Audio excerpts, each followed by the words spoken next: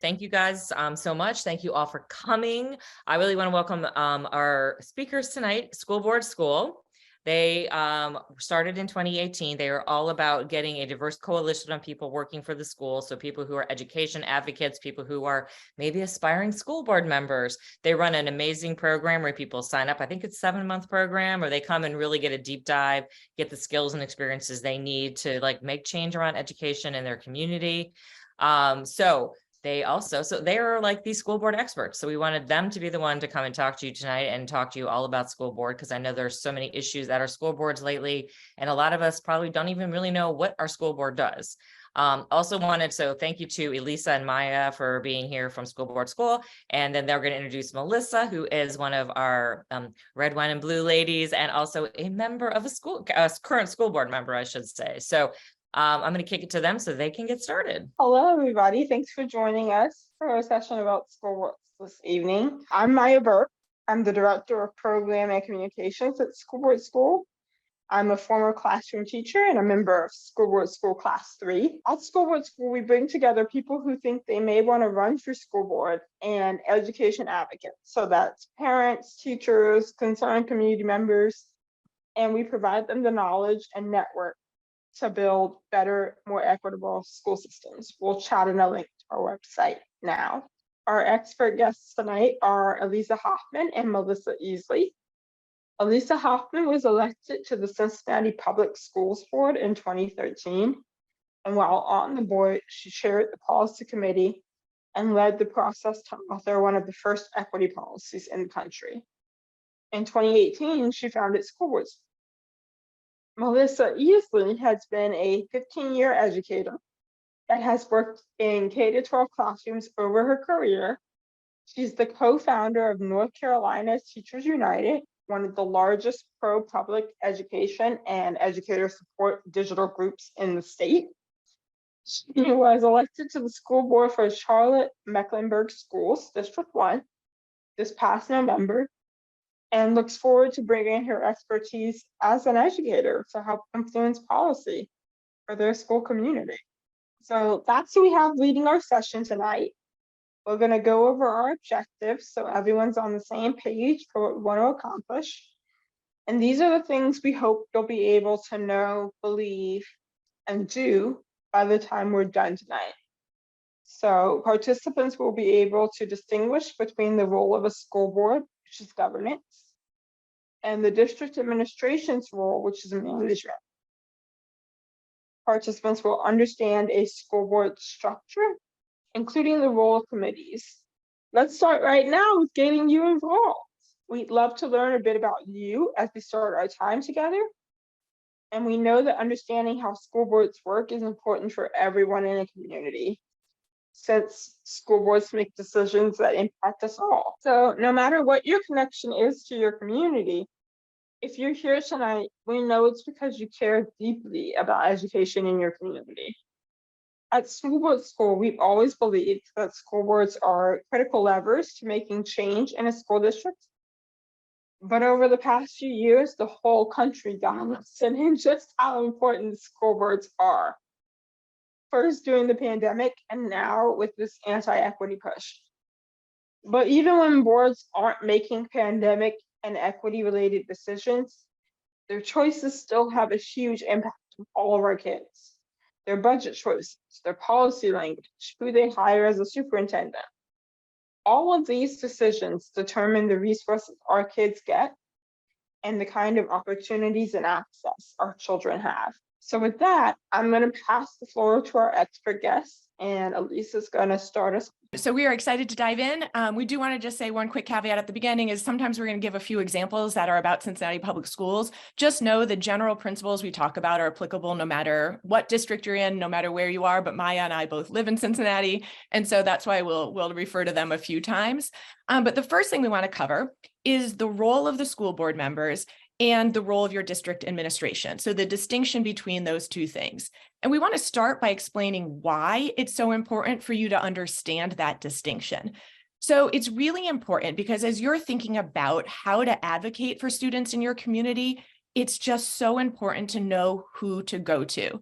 So we say all the time at School Board School that to be an effective advocate, you can't just know what you're advocating for, you have to know who to advocate to, right? So you have to understand who has the power to actually impact or change the things that you're most passionate about. And so I know even when I was a school board member, Melissa probably feels the same way, that it was really upsetting when you'd see, parents or community members come to the mic and they were clearly super frustrated. And it was so often because they were trying to get their problem solved or trying to make something better, but they just weren't going to the right people. They weren't going to the people who actually had the power to change something. And so that's why it's really important for all of you to understand this distinction. It's also really important because in lots of states around the country, including here in Ohio, it's a school board election year. And so we want you all who are on this call tonight to be able to listen to what candidates are saying they're going to do. And we want you to know, wait a minute, is that in the lane of what a school board member can actually impact or not? Right? So like we always give a couple examples. We hear this all the time with candidates, but in one of the most recent elections, we had a candidate here who was running and kept saying that they were going to fix the customer service department, right? And yeah, our customer service department might need fixing, but that like day-to-day operations is not a school board member's job. And so if that person shows up at your door and they talk about that, you might be like, yes, I am voting for you. We need to fix our customer service department. And then you voted for someone and they can't actually impact the thing you care about. And so we just think it's really important for you to understand this distinction and to start here tonight, because it's going to make you a better advocate and it's going to make you a more informed voter. So those are two important reasons why we want you to know this distinction. Two other quick reasons. One, it's important for a well-functioning school district, right? So, board members and the administration need to understand their lane and stick in it. So I can't tell you how many current and former district administrators I've talked to who have said how hard it is for them to get their jobs done when school board members step out of their lane and start meddling in the day-to-day operations, right? And so understanding this distinction means that they can work better together. They can adhere to their jobs, and ultimately kids get what they need. And then the last thing, if you have ever heard somebody say, we have to hold our elected officials accountable. I hear it all the time, but if like the average constituent, even like super engaged people like you all don't actually know what this elected official does, what a school board member does, how do you hold them accountable? So for all of those reasons, we think it's so important that you all are here tonight and to learn more about what is it that a school board actually does. The most basic level, the board governs your district while the administration manages it. So if you take nothing away tonight but this, we want you to remember the board determines the what, the big picture, and your administration determines the how, the day-to-day operations. So as it says here, the board's going to establish, the superintendent together, the board and superintendent are going to work to set a vision and, co-create your priorities. And then the board will establish the policies and the fiscal practices that are in line with that. And then your administration is going to be the ones who are going to deal with the day-to-day operations. So that's their role in the what and in the how. So that's what that distinction means there. And so if we dive into this a little bit more, you'll see that one of the main responsibilities of a board is policy making. So what we mean by that is the board is going to make policies or revise policies, and then the administration is responsible for the oversight. So they're going to actually be the ones who implement the policies. So just real quick, real high level, a policy is just a principle or an action that's been codified. It's been voted on and approved. So that's an action or something that our district is agreeing we're going to do. And then the administration has to determine how are we going to actually do that. So they're going to take those policies and then they're going to write all of the procedures to go along with that. So quick example, every district's going to have an attendance policy.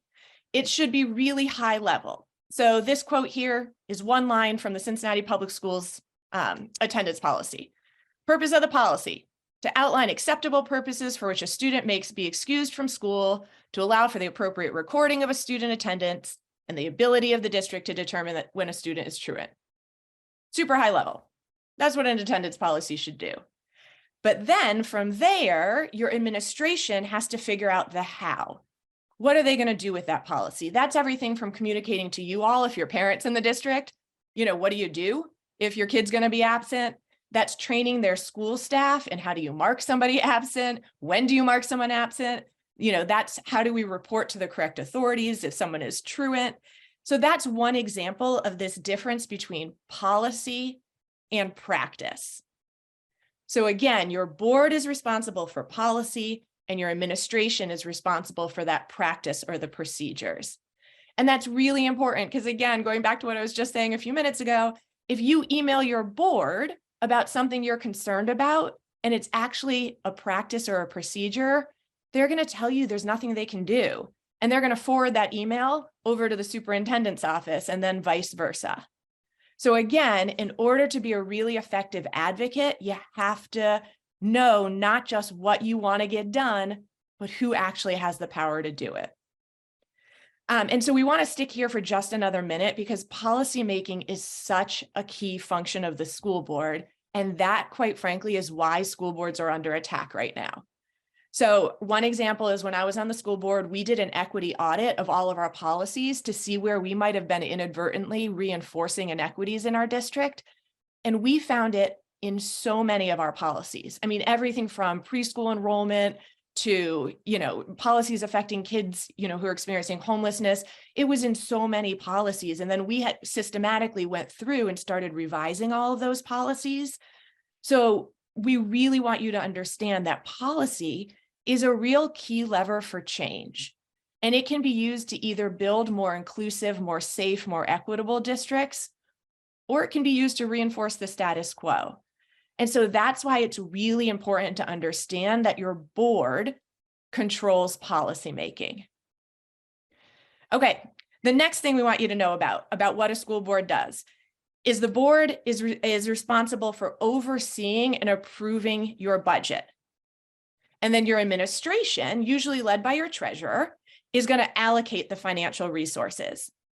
So again, one of the phrases you probably hear a lot is that, school board members are good stewards of taxpayer dollars as a big part of their role to make sure all of your tax dollars are being used wisely. That does not mean they should be going line by line through the budget, right? They should be setting these big picture priorities, and then your administration should come to them and present a budget that's in line with those priorities and with those goals. So if you've been to one of your school board meetings, you probably see there's a time where they approve different line items, and that threshold is different. It might be $10,000 or $20,000 depending on your district, but they have to kind of approve these big spends. But this is a really important place for you to understand why it's so important, because as we think about building more equitable districts, your budget is such a key lever when it comes to equity. So like Maya mentioned when she was introducing me, one of the things that I worked on when I was a school board member was I helped author our equity policy, so that now in Cincinnati Public Schools, since we have that equity policy, our goal isn't just to spend money effectively, but to also allocate it and spend it equitably. And so we can chat in a link to that equity policy in case you want to check it out after this call. But we really do want you to understand there's a big difference between budgeting equally and budgeting equitably. And that's, again, why that's such a key lever for our school board members to make change. One other key point here is all this budgeting, it has to happen in public. So this is a great place for all of you who clearly care a lot about what's happening in your district to weigh in. And we want to be so clear that you do not need to be budget experts. I do not know many people who are experts on state funding formulas, right? You do not need to be an expert in that. What you need to be an expert in is what you care about and what you believe money in your district should be spent on. So for example, we know there's a mental health crisis happening with students across our country. If that's something you care about, you could go to your district's budget hearing and you can say, what are we doing about this? Can you please tell me how much money we're spending on guidance counselors and mindfulness and other things that impact student mental health? So since approving and monitoring the budget is such an important part of the job, we wanted to hear from Melissa and hear an example from her school district about how your district gets input from the public, so that these people on our call tonight can hear, where could they lean in? Yeah. So one thing I wanted to talk about the budget, you mentioned not going line by line. I have a printed version of our budget. And I just want to, I'm blurring my back. This is it. So we are one of the largest districts in the country. We have a little over 141,000 students and 20,000 employees. Our budgets are absolutely huge. And so, yes, no one wants to go to a meeting and go line by line of this. I don't really want to read line by line for this, but what we try to do is kind of give an overview of our big buckets. So we try to let the public know that 80% of our budget goes into personnel, whether that's educators, our front office staff, our bus drivers, all of those things, all of that goes into 80% of our budget. And the rest of it is, split up between different departments and HR and all the back end and things like that. So budget discussions, I see in the chat here, budget discussions have to happen in public. Yes, they do. They all have to happen in public when you're talking about recommendations or you're putting forth. So for example, my district already had our superintendent's recommended budget presented to us in a board meeting. It was presented the end of March. And then the following board meeting, we had what's called a public hearing. And that is where specifically people can come talk about specific to the budget. This is different than public comment. Public hearing has to do with a specific topic, where public comment can be any concern or any feedback that you have about anything, whether it's on the agenda or not. So when you see a public hearing, it's for something specific that's on the agenda. Public comment is where you can go and just talk. And so we have a public hearing, so that's where people can give feedback. Our board did a budget retreat that was public, that people could Zoom in or show up, and it was us engaging about asking what our priorities were, what we heard that the community's priorities were, and talking through those in the budget. And some are added in and some just don't make the cut. We all know that public education across the country is starving. And so sometimes you just have to make cuts. And unfortunately, we're trying to put our best foot forward, and putting our student outcomes and interest in financing our student outcomes is really what our primary goal is. Thank you, Melissa. That's such a great overview. And I will say too, to Jessica, who chatted that in, we had a lot of potential cuts to our budget that came through, just like Melissa said, in a budget hearing recently. And at the next meeting, there was like a line of people waiting to give hearing of the public and to talk about why guidance counselors could not be cut at this moment. And so definitely get to those meetings and speak on the things that you are most concerned about. Okay, so the next thing we're going to talk about is curriculum, because most school boards actually approve curriculum, including textbooks. Now, this might vary by state, but that is what in almost every state, school boards do ultimately vote on, the curriculum. And so I know, again, in Cincinnati Public Schools, we assume our administrators are the experts here, and that they're going to come to the school board with recommendations for curriculum that aligns with the values that we have clearly articulated for our district. And so again, I know we already chatted in a link to our equity policy. If you read that at some point, you'll see it's really clear that we value building a diverse, inclusive district, and then that our curriculum needs to align with that.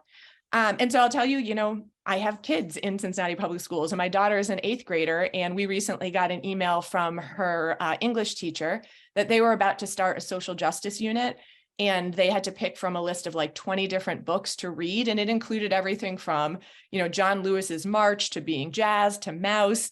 And I felt incredibly grateful that I am in a district where my daughter is being exposed to, so many really important books. I emailed her teacher to thank him and to tell him that. But we know that not everybody on this call tonight is in a position like that, and that in fact, in many districts, those very same books are being banned. And so we would love to just hear from Melissa of, any advice that you have for the group tonight about if you're in a district where not everyone on the board is aligned in terms of wanting to have curriculums that reflect everybody or that reflect a complete and accurate history. You know, what can our participants here tonight, what can you do? The biggest thing you can do is get involved. And I hate to use that phrase that we used at the beginning where, hold your elected officials accountable. Remember, our job as school board members is to represent the visions and values of the community. That is what we do. We are representing you. We can't do that if we don't know what your visions and values are. Obviously, we have to look at a broad scheme of things, but if you and your friends get together and say, hey, this is not right, something needs to be changed, then that's who you go to. That's the policy. We want a multicultural policy. I'm really proud of our district. We are one of the only districts in the immediate area of us that has a multicultural and equity policy. And so it's something I'm really, really proud to be part of our school district that has done that. And I did that as an educator as well. Our school board at the time that created that policy worked really, really hard on it.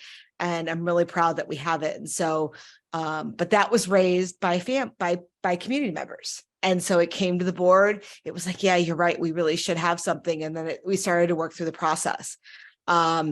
Specifically that equity or that multicultural committee allowed some of our students and staff to participate in one of our local Pride events and bring in, represent CMS as a member in our Pride parade. So I was really excited about that.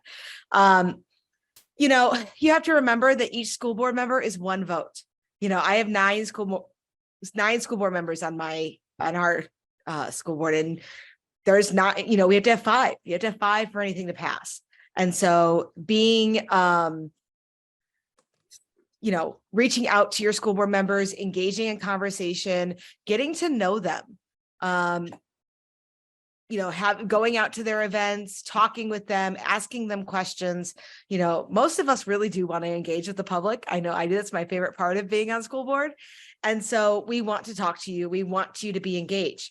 If we're doing something that you like, for example, we're going through a whole student boundary change right now because we're getting a new high school. And so we're building a new high school. And so people are engaging with us about what they want. But what happened was we put out a first map and we only got back a small amount of people because those are the only people that were upset with it. Everybody else was like, oh, yeah, we're good. So we changed the map based on the feedback that we got. And now it was like, whoa, wait a minute. We were fine with the other one. Well, we don't know that. And so even if you're liking something that's going on, you need to engage. Thank you for, this really coincides with my values. This, something quick and just let us know that this is what you guys want.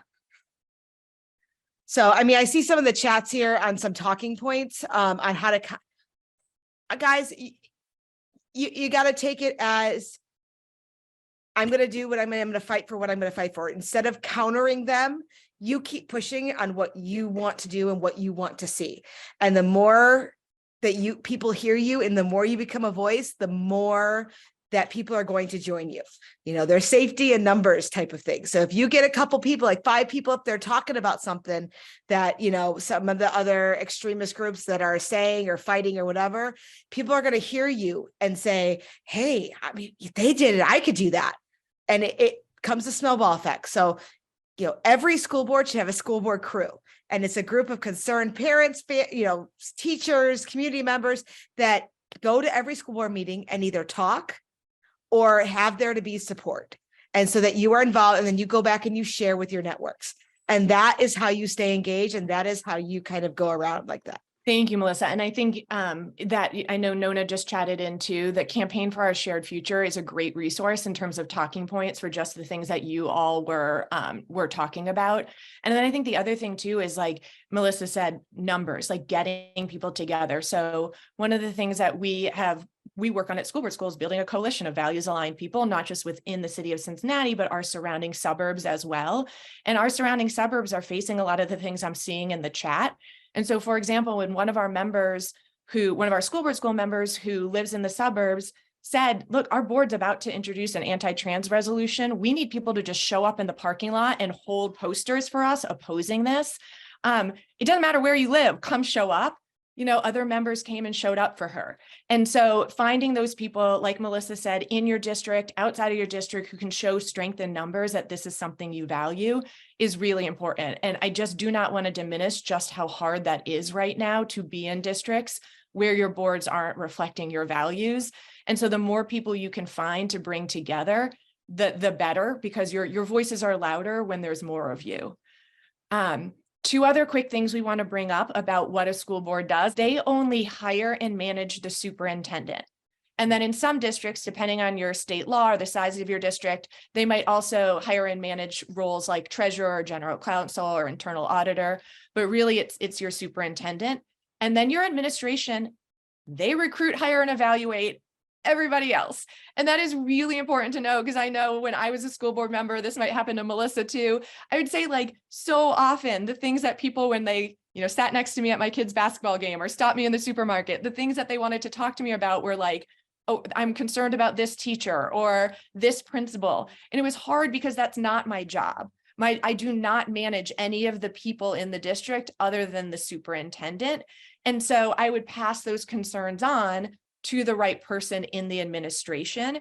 But that's really important for you to know that distinction, because it is just really, really important. And then finally, but probably most importantly, one of the things that Melissa mentioned is that the board represents you.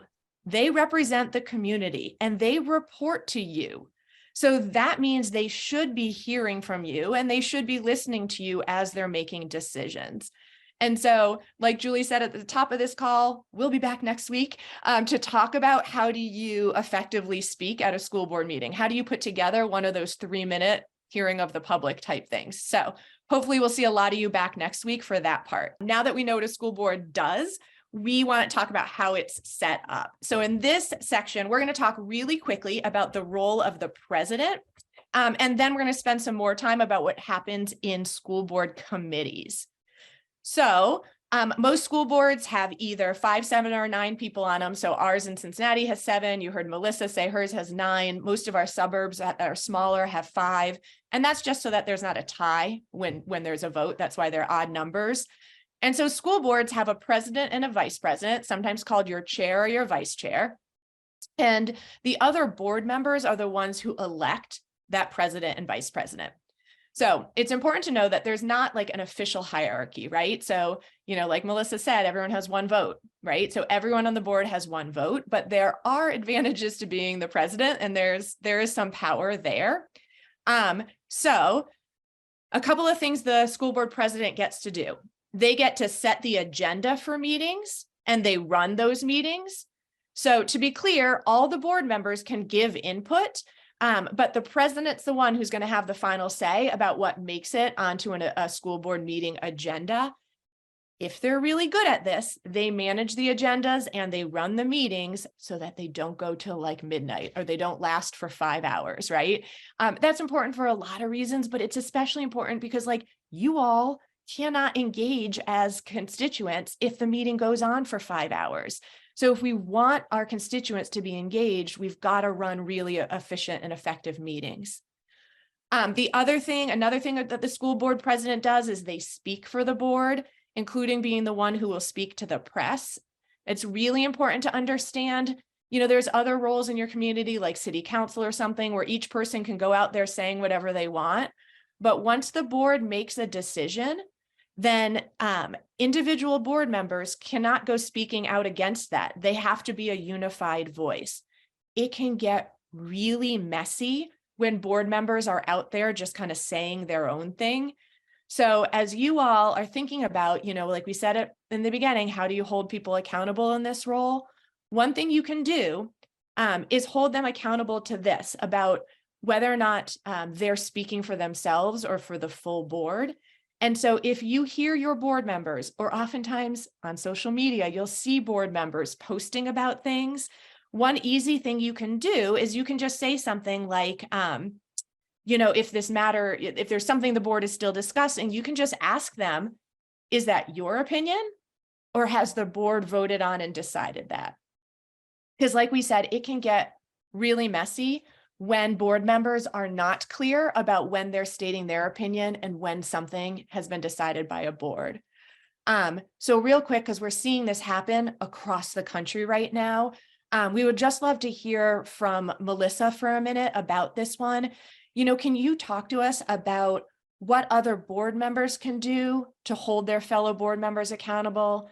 And then if there's anything that constituents can do when they see board members out there saying all of these lots of things about issues that are maybe not settled yet. Well, we're allowed to speak out on bags. our behalf. You know, we're not allowed to speak out on behalf of the board. We can't use our personal opinions to do that, like you had mentioned. But I'm not one to be very quiet, so I'm usually out there talking in my opinion anyway. But yeah, you know, the board chair is also bound by those rules as well. So I see Jessica, what if the board chair is speaking, but it's clearly not the thoughts of the entire board?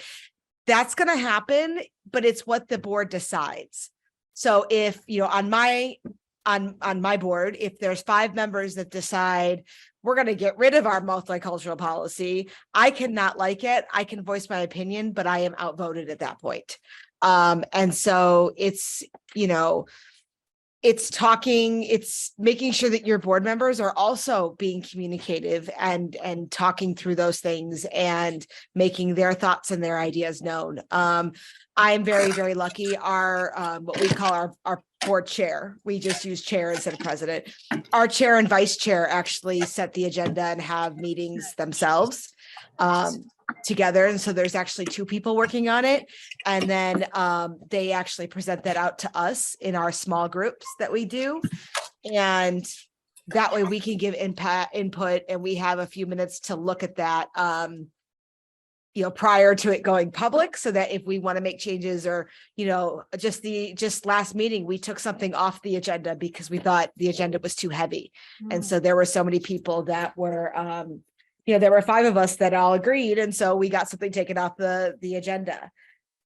Sorry, my battery's about to die here. My phone camera, I think, came unplugged. So yeah, our board does keep minutes. They're posted.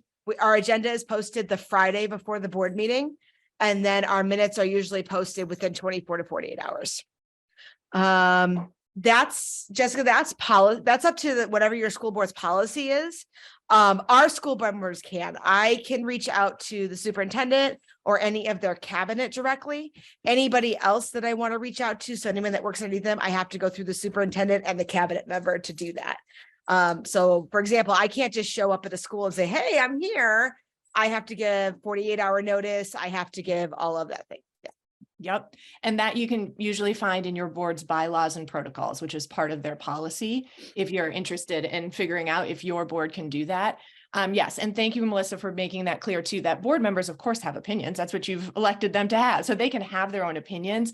It's just really important it's really important, I think, as we were saying in this chat, for board members to be clear, like, this is my opinion. It has not been decided by the board yet. And I can say it gets very confusing for the public when that's not clear. I know there was one case in Cincinnati when I was a board member where there was a building. We had not decided how we were going to use that building. And I turned on the evening news and one of my fellow board members said, we're going to use it as a preschool site.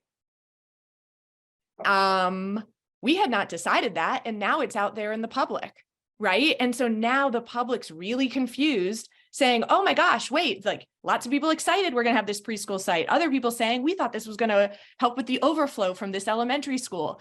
It can be really confusing if people are out there not saying, we're still having this conversation, my opinion is. So that's a really important one in terms of holding people accountable. And then the last thing that we want to say about the role of the school board president is it's really important for a well-functioning district for that president and superintendent to have a relationship that's high functioning. They will meet often. I know our board president and superintendent meet at least weekly. And so that means they're privy to more information and they should be getting that information out to their board. And so that's really it in terms of the structure of a school board. It's pretty simple. There's the president and vice president, or chair and vice chair, and then all of the other board members.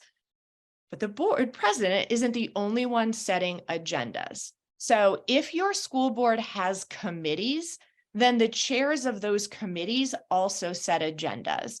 And so we're going to spend some time talking about committees because they're actually a really, really important part about how work gets done in many school districts. And most people have no idea if their school district even has committees, let alone what's happening in them. And so the first thing we want to emphasize is that every district does this differently. And so one of your next steps you might want to jot down for yourself is to figure out if your school district has committees. And so we're going to describe a couple different school districts here, and then give you a little chance to figure out how yours might be structured. And so the reason why committees are so important is because that's where the bulk of the work should get done for school boards. It should happen in committee. So when school boards are set up well, those regular we call them board business meetings, those are really efficient. They aren't going on for 5 hours. They're not lasting till midnight. And that's because they're a place to get feedback or to get input on different reports, but it's not where the bulk of the conversation or the heavy lifting is happening. That is happening usually in board committees. So real quick, this is just an example of one district. This is our district, Cincinnati Public Schools. Our board has committees for policy, for finance, for health and safety, and for student achievement. This makes sense. We just talked about what your role of a school board is. So they have committees for most of the major things that school boards are responsible for. And so, for example, like Maya said when she introduced me, I was on the policy committee. I chaired that committee for a number of years. And so by the time a policy made it to the floor for a vote at one of those board business meetings, it had usually been worked on for months in committee. We had brought it to the full board for input. It had come back to committee. And at that time we were waiting for a vote, it was really kind of just the procedure at that point. So we want to talk a little bit about committees and again, emphasize districts do this differently. But in addition to those regular board business meetings, there are going to be committee meetings. It's important to know that all of these meetings are open to the public. So if your board has committees, those committee meetings have to be noticed and they are open to the public. So on these committees, there's usually 2 or 3 board members, like you can see here. And then most importantly, your superintendent is going to assign some members of the administration. And I say most importantly because a couple of reasons. One, your board members are basically community volunteers, right? They likely don't have a deep background in some committee they're sitting on, right? Like they might not have I didn't have a deep policy background. I'd been a teacher for a bunch of years, right? Like they might not have a finance background, but be serving on the finance committee. And that's okay. Again, they're supposed to be representatives of you, of the community. But the staff members at the table are the experts.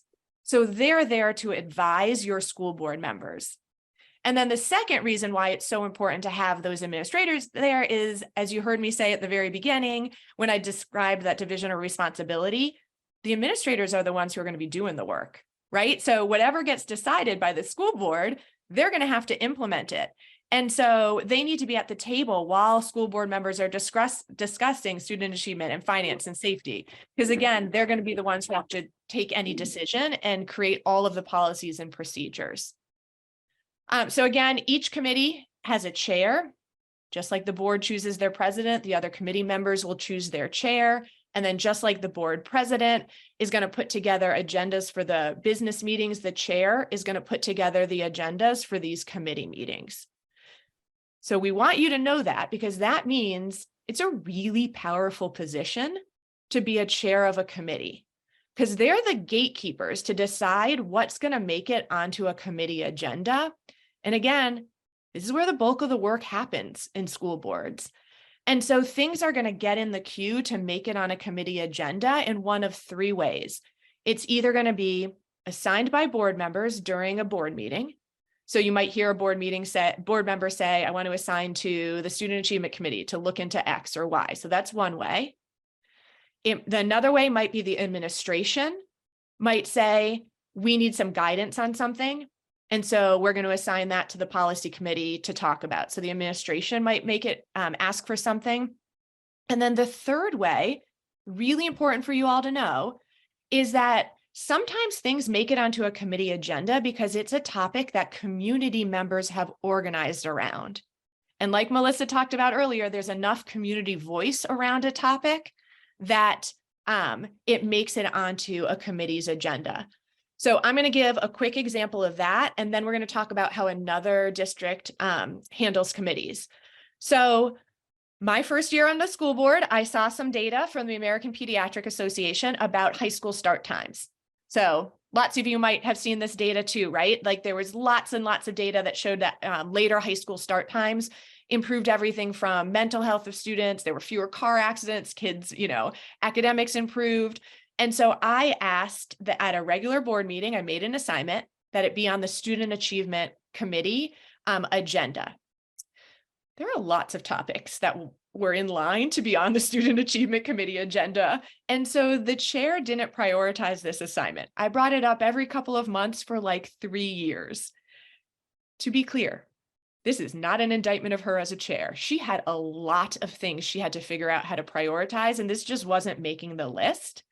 It was only when a group of parents in our district organized around this topic that it finally made it onto an agenda.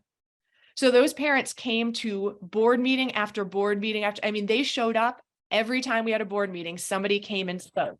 They wrote emails to the board and the superintendent.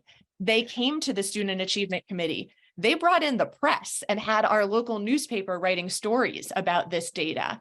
And I will tell you, like I said, 3 years of me asking, it went nowhere. Within a year of them asking, it not only made the agenda, but we started moving high school start times back. And then the next year, there was a resolution passed by our board that we would not have high school start before 8 a.m.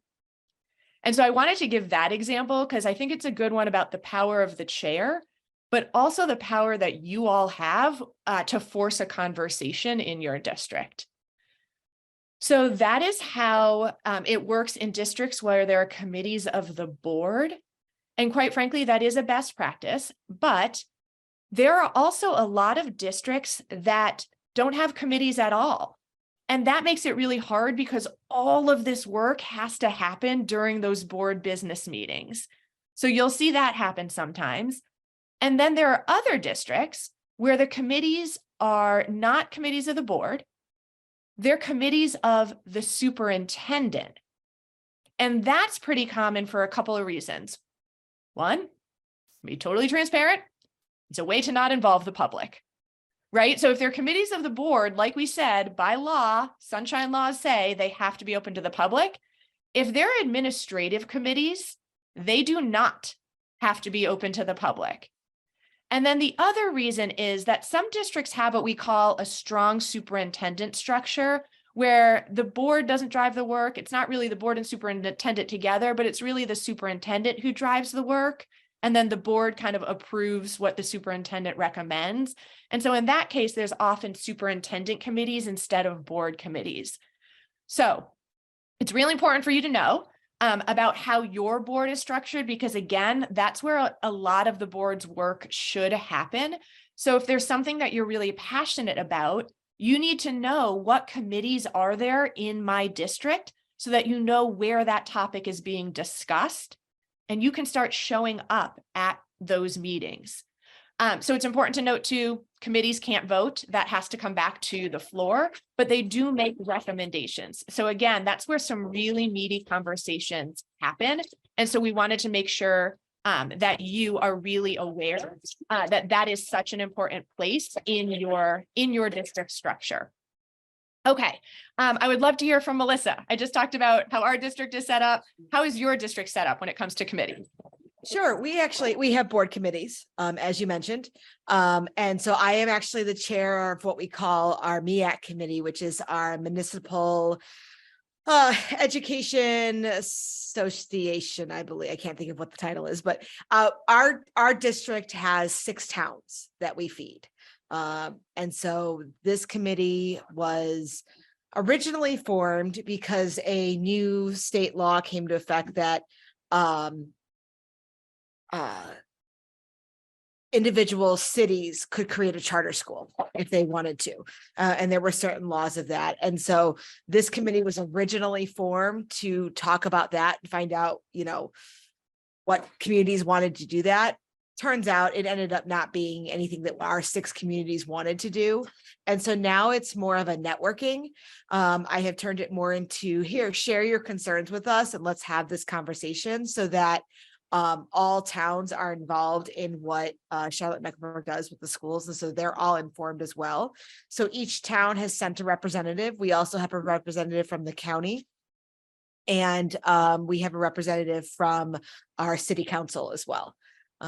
And so there are 11 of us on this board. And we talk about things, we give updates, we bring in what we need united front.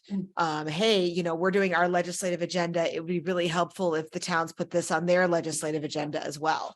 We're all in the same county, but we're all different towns. So we do a lot of that.